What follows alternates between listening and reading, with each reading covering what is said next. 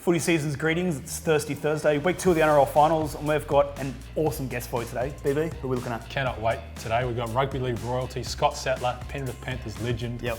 Played for all the Gold Coast sides We're back in the day. 100% asking him about the tackle. We've got to. Yeah, you got It's to. the one thing you do. But I've got a few other things I want to talk about as well. I want to ask about Mario Fennick. Yeah. As you said, all the Gold Coast jerseys he's got to have. He's got to be sitting on like a retirement fund there. 100%. Like, can you imagine some of the Crushers, the Chargers? Yeah. Yeah, I think every Gold Coast side he's been a part of in some way, playing or. Yeah. He was up for the Titans for a bit there. We're 100% going to endanger his life. Just all the rugby league aficionados finding out that he's got jerseys. It's going to be good. Should we start? Let's do it.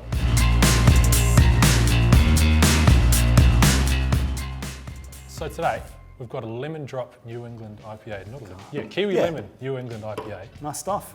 Tell us about it, because it's a bit of a collab. It is a collab. So out of the beautiful part of Dandenong, it's a collab between Burnley Brewing and Old Wives Ales. You might know of them for Old Man Yells at Clubs. Such a good One beer. of the best beers in the world, I think. So yeah, they brew out of the same facility. So they thought, you know what? Let's shake hands on this and make an awesome beer. It was, for a time, limited release, but we were lucky enough to grab some. So it's been out for like about a year or so now. 6.2%. Okay. And I like the can too. It's a good can. Good cans. Love cans. The first time I bought that Old Man Yells at Cloud was purely because of the can. Yeah. Didn't even look at what type of beer it was. And it was delicious. It looks like a New England IPA. Let's give it a crack. Good and cloudy. Cheers. It's almost a cidery thing.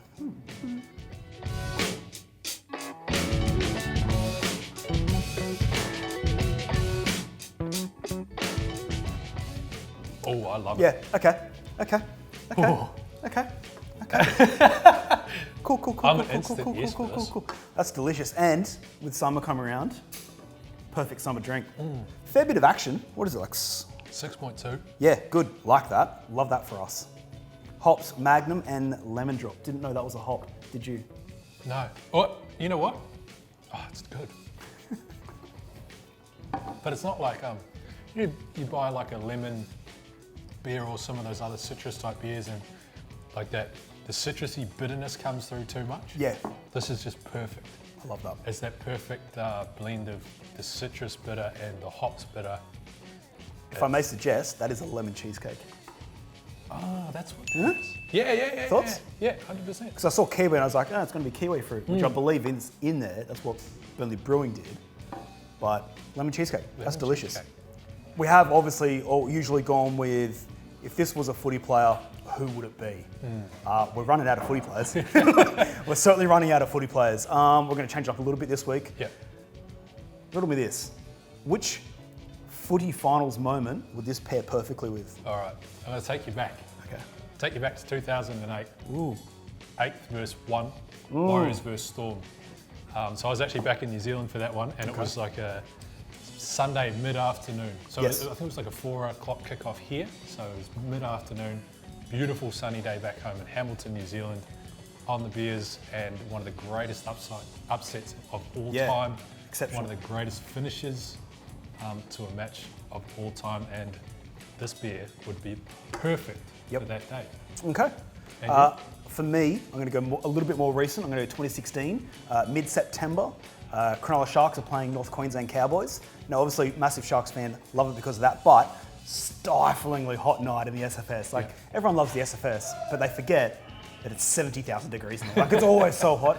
That beer would have been perfect. And I would argue it's probably cheaper than like a mid-strength, like Tui's New or whatever. So that's it for me. And your $8 pie. Yeah, exactly. Miss you, SFS. All right, Scotty Sattler. Yeah, let's jump straight in. I cannot wait. Let's do it.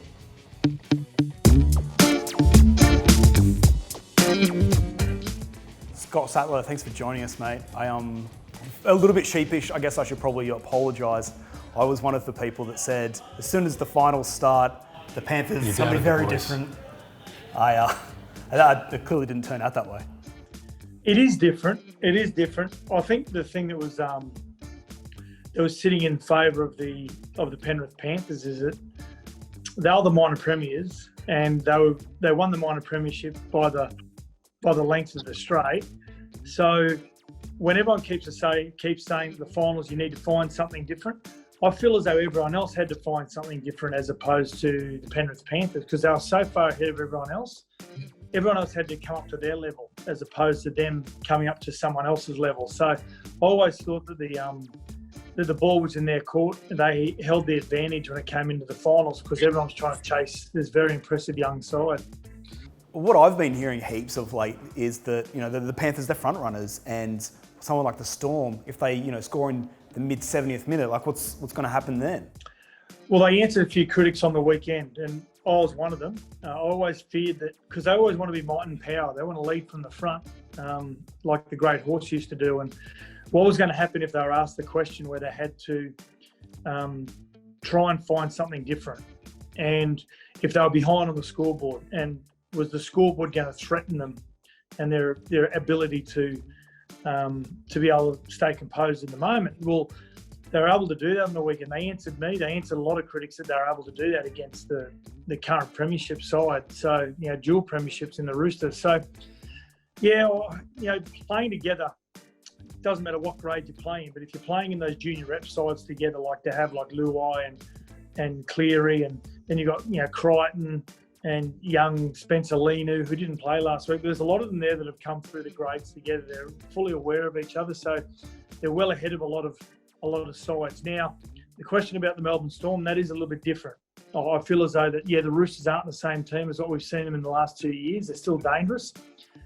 But the Melbourne Storm side, they're completely different. They're a side that they kill you by 1,000 cuts. They don't care whether they kill you in the 78th, 79th minute, but they'll do it really, really slowly. And so that's going to be the next question for the Penrith Panthers. Yes, they can handle if someone goes to a lead on the scoreboard. They answered that last week.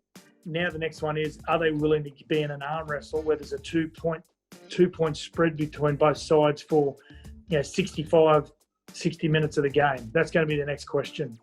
I don't think there was too many people picking that Penrith would go on this kind of run and be Premiership favourites 2 weeks out from the grand final. But do you see sort of a similarity between this year's side and the side you were in back in 03? Yeah, a lot of parallels. The way they celebrate, how united they are. Which comes with winning anyway. But I watch them very closely, the way they communicate with each other, and they're always communicating in threes and fours together, not just ones and twos, and that makes a big difference. A lot of positional similarities as well. I look at Jerome Luai and I just see Preston Campbell, and I look at Nathan Cleary and I see Craig Gow, the way that they're built, how they defend like a second rower, their kicking game, their composure under pressure, and just their overall control of the game. Viliami Kikau is Tony Pulatua sitting on the left-hand side.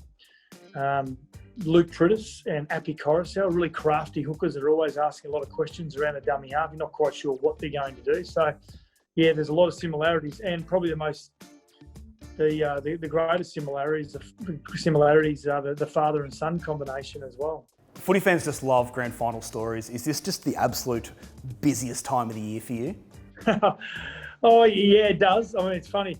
Paul Osborne, who was in 1994 Premiership side with the Canberra Raiders, every time it's grand final week, he always sends me a message sort of saying, very facetiously, he always says, "Oh, I hate grand final week. I hate having to go to all these functions and answer all these questions." Yeah, it does get a little bit busy, but that's what sport's about, isn't it? It's about building memories, and unfortunately enough, we had a great victory in 2003 that no one ever thought we were going to win, even though we were minor premiers. But it built some great memories, and people love to reminisce. Obviously, everyone wants to ask you about that tackle, and we do too, but what else do you remember from that game? Like, it's a grand final. What else do you particularly remember from it?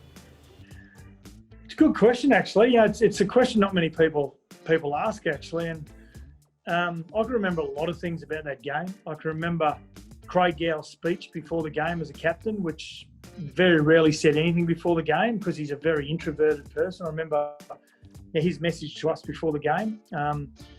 I remember walking out the tunnel, and I remember Joel Clinton yelling out to me. He said, "Sats, talk to me. I'm nervous." I remember that really vividly.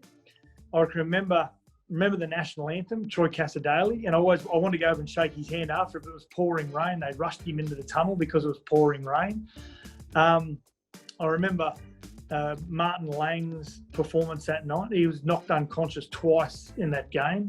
One by Jason Kalis, another one by Luke Ricketson. I think Adrian Morley got him as well. It's interesting you say Martin Lang. We were talking about this earlier in the week. I don't think he gets a whole lot of love for how incredibly dominating he was during that 03 grand final. I remember he made this run. It was an amazing run that not a lot of people remember, but I remember being on the field because I remember it being at a stage of the game when I thought, we've given the Roosters have given us everything. I don't know how much longer we can hold on.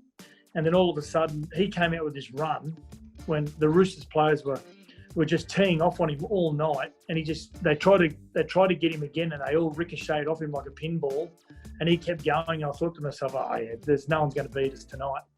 And then I remember a tackle. Actually, funnily enough, I remember a tackle that Luke Prittis made on Craig Wing. It was in the second half, and it was in the southeastern corner. No one's ever recognised it, but Craig Wing just sort of throws a dummy, and the outside man falls for it, and he goes through, and Luke Prittis comes up with this tackle that basically just it went unnoticed. But I look at it now and I think if he misses that tackle, Craig Wing scores in the corner, and I remember when Luke Rooney scored the try, the second try, and I remember the crowd just behind him, just rising as one. Now Campbell's in position, so is Gower. They take another one. Prittis goes wide to Rooney. Rooney's over. Rooney's in.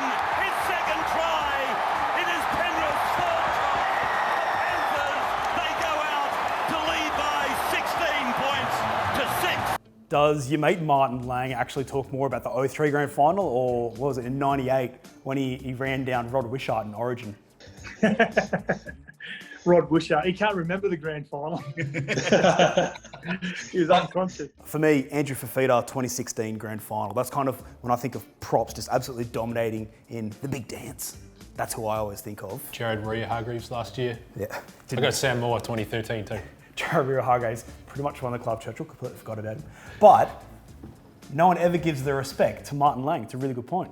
Oh, he was amazing. I mean, playing against Martin and playing with Martin, he never changed. I mean, he retired at 28 years of age, really young for a rugby league player because of really bad ankles. And his last run of the game was as ferocious as his first run of the game. And as a defender, if you weren't willing to be as aggressive as him throughout that whole 80 minutes or whenever he's on the field, well, he was going to win the battle. And most oftentimes not, he did. He ended up winning the battle because you just got sick and tired of trying to be that physical with him to stop him. Do any Roosters fans actually ask you about the tackle? I imagine they wouldn't want to relive too much of it. There's not a week that doesn't go by where I've got 2 or 3 Roosters fans abusing me from somewhere. It was only last Friday. I was going for a walk with my dog in the morning, and a guy walked past my Roosters jersey, and he told me to get stuffed. That'd be right. All 6 of them coming after you. Good gag.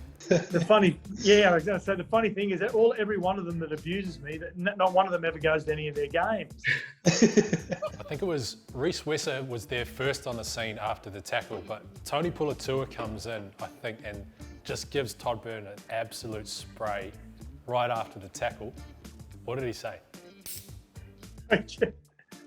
Not a lot of people know that actually, but when you look at the footage, you see Reece arrives. And then Tony arrives, but he hovers over the top of Toddy Byrne. He said something like, "Oh, do you know what you just did? You're an imbecile. You just lost the game." And I don't think we really truly believed that at the time. I think it was just an innocent sledge. I think he said other things to him that you probably can't repeat. They're probably not applicable to today. So, yeah, but he did, yeah. And it's funny, actually, because Tony Puletua wasn't an animated person. He's really introverted, really, really quiet, Tony. So it was quite, thinking back, it was quite funny to actually see him so animated. Did Todd Byrne say anything? I suppose you can't really say much after a moment like that. In those situations, you can't really say anything at all, can you? So that's it for you. That's your last game with the Panthers. You're moving on to the West Tigers next season. You've just won a premiership. What do the celebrations look like? Are you going straight back to Panthers Leagues Club? Well, it was a late game. I think kickoff was about 8 o'clock that night, and you don't actually end up kicking off till about 8:15. So by the time we actually finished celebrations and ring presentation and then trophy presentation, then you do your lap of honour and then you get in the dressing sheds. From memory, it was ended up being about probably about 11 o'clock.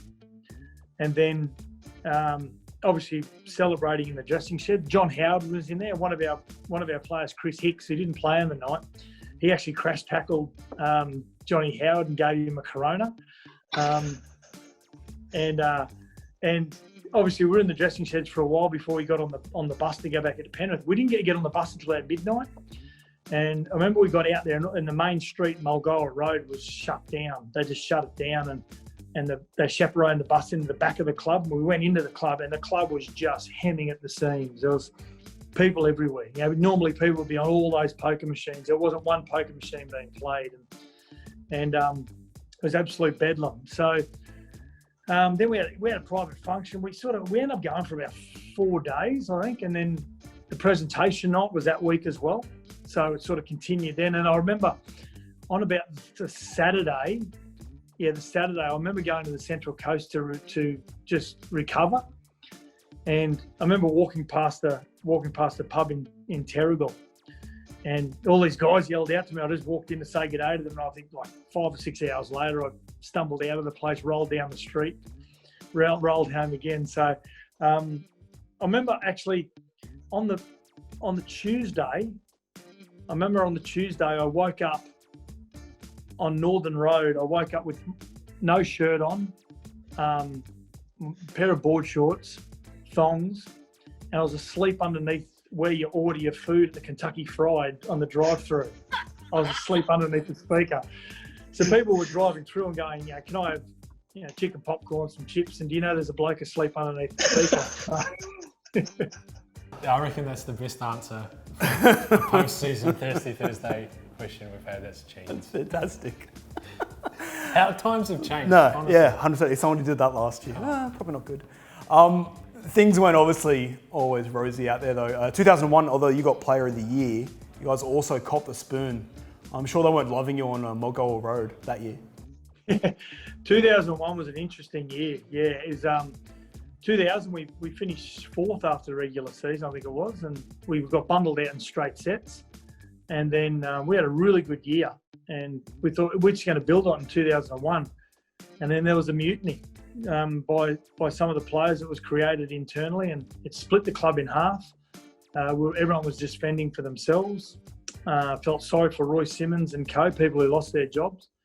In hindsight, it was the right decision to be made because Johnny Lang came along, but that was in hindsight. At the time, it was just the way that it happened. It was pretty ordinary. We used to train on the backfield at Penrith on Mulgoa Road and get abused every afternoon by the locals. We used to have school kids who used to walk home from school and walk past the ground and just laugh at us and throw jibes at us. I remember my car used to get vandaled all the time, like eggs thrown all over it. I used to get eggs thrown in the pool. And that's how much the footy team meant to the club. Now, I remember Craig Gower he actually had a wooden spoon that was wired to his front security screen of his house. The locals went absolutely bunter. They went crazy. I remember we played the Warriors one day. We hadn't won a game in about 7 or 8 weeks, and we're leading, I think it's like 28-12 with about 15 minutes to go. They ended up coming, we were walking back, celebrating and clapping the crowd, and how good's this? We finally got a win. We ended up getting beaten. I don't know how. And then we're walking off the field, and the same fans who were clapping us were just throwing food at us as we walked up the tunnel. I'm surprised you haven't had Broncos players calling you for advice. They've been copping it all year. Yeah, I think so. I think the Brisbane fans are a little bit more hardcore than what the Penrith fans were. So how did that pretty poor season, how did you guys draw from it? The guys that stayed at the club, like how did you, just 2 years later, go on to win a premiership? I think what it did do is that year we were able to we're able to blood a few youngsters. Luke Rooney got blooded. Luke Lewis, I think, got blooded that year as well. In 2002, Trent Waterhouse got blooded. So did Joel Clinton. I mean, 2002, I think we come third last or something like that. So it wasn't much better. We knew in 2002 it wasn't going to be a great year, and even 5 rounds into 2003, we're still coming second last or last or something. So I think it was those 2 years that we were able to blood a lot of those really young players, a little bit like this year's team at the Panthers. A lot of those guys had come through all the junior reps together. Shane Rodney, Luke Swain, Steve Turner, Frank Pritchard, all these players that had a real big role in 2003. They all came through the grades together. When we hit 2003, we started the season off terribly again. But after about we had a bye in round 5, I think. From round 5 onwards, we basically were really hard to beat. And that was because we learnt from the young guys. The young guys were so used to winning comps in these junior rep teams. They actually end up teaching us old guys how to win more. And actually, I always thought that I had a really good training. I think I used to pride myself on my fitness and my extras that I used to do.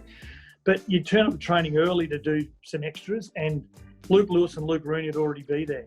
And then you'd finish training and hang around and do some extras. And Luke Lewis and Luke Rooney would continue doing extras. And as an older player, you didn't want to leave before the younger players. So they'd make you stay there for longer, working on your game and invariably making your game better. So the younger players they taught us how to win again. It sounds a bit like what you were saying earlier with this year's side, the young guys coming through the Panthers at the moment, Luai, Stephen Crichton, just bringing that energy, bringing that vibe on the surge into the finals. And it also brings, when you've got and it's a good word to use, the surge of enthusiasm and energy that they've got, that also brings unpredictability, and unpredictability is really good in grand finals. Sometimes if you are too business-like and too predictable, you can't seem to find where plan B is or plan C. Now, the Melbourne Storm find that better than anyone. But what scares teams that are used to being in a really tight structure and very rarely sway away from that is someone who's got talent first and foremost, and then they've got camaraderie, another thing, and then you've got throw unpredictability into that. That's a really frightening side. So I've got no doubt there'd be the teams like the Roosters and Melbourne and Canberra that would sit back and say, well, I'm not too concerned about Penrith because if we meet them in the grand final, I reckon we'll have their measure because we've got too much experience. If you go in with that attitude, you get your pants pulled down. You and your old man have 2 of the most iconic moments in grand finals. Do you ever sort of sit around the kitchen table, he talks about his broken jaw and you're like, mate, look at this tackle, it's amazing? No, I think his is a greater moment than mine. I mean, not only break your jaw. I mean, people use that word break, but his actually wasn't broke. It was smashed. He broke it straight through there and up there and under the ear up there as well. And basically all of it was just hanging. And he kept pushing it into place. And people call it courageous. I call it stupidity. But we always have a bit of a joke. I was looking on his wall. He's got a frame which says how many games the top 5 South Sydney players have played. John Sutton at 300 odd and Bobby McCarthy and Craig Coleman. And I said to Dad the other day, I said, there's only a few days ago, I said, Dad, 196 games. I said, did it ever annoy you never got to 200? He said, no, not really. I never really thought about it. And I said, well, I played 203, so at least I beat you there. And he goes, yeah, but I played the 6 grand finals and won 4 of them. So... Sats, if I can take you back a bit, now as a rugby league merch aficionado, you've got you got the Chargers, you got the Seagulls, where you started with. Who am I missing here? Crushers. They got the Crushers. That's millions of dollars worth of merch you're possibly sitting on. Is that what you're just going to use for your retirement fund? Yeah, it's funny you say that. Actually, I've got a bag at home which is full of a heap of jerseys, and I keep it in that, and it's really important. Little pieces that are kept in a safe at home, and I've got all my jerseys in the safe, and I've still got the very first Gold Coast Giants jersey in 1988, which was meant to be their first jersey with a sponsor on it, which was a King's Cross hotel called the Oz Rock Hotel, and they ended up not being the sponsor. So I've still got the first jersey that was advertised and that was going to be played in at home. So I hold on to that with great pleasure. Gold Coast Seagulls jerseys, not there anymore, of course. Yeah, like you're alluding to. Crushers, yeah, I've still got a Crushers hoodie at home, which I'll never ever let go as well. I'll tell you what, I've played at some clubs that can get kicked out of comps. I know that. Seagulls, Chargers, and also the Crushers all kicked out of the competitions. Mate, with that kind of track record, I'm surprised you're even allowed to go to Panthers Old Boys Day. Yeah, exactly. Well, we nearly lost the Panthers in 1999 as well. We're about to sign with Parramatta if it wasn't for Roger Cowan. Massive thanks to Scott Sattler for joining us. Huge legend. Yeah, what a great guy. Loved it. Let's do it. Let's talk. Let's do it. Footy this weekend? Yep. Okay, Friday night. Who are you going? Raiders, Roosters? Who are you picking? Milk. I'm also Milk, but I've only got this Roosters. I'm also Canberra, but I've only got this Roosters mask. Ooh. So obviously, We're not made of flip it money. inside out. We're not made of money. So you can't tell. So obviously you can get your mask at masklife.com. Chuck them on, show your colours, stay Or not. safe. Or hide them. Someone else has got to do it. Huge thanks to the guys at the East Village Hotel. They house us every week. Yeah. Massive. Apart from the 1 week where they didn't, we had to go to one drop. But that's Which fine. is also that's amazing. fine. That was Love one also. drop. Anything else? Any closing remarks? Nah, just up the Milk. Yeah, love it. Can't wait. All right, enjoy your night, and we'll see you next week.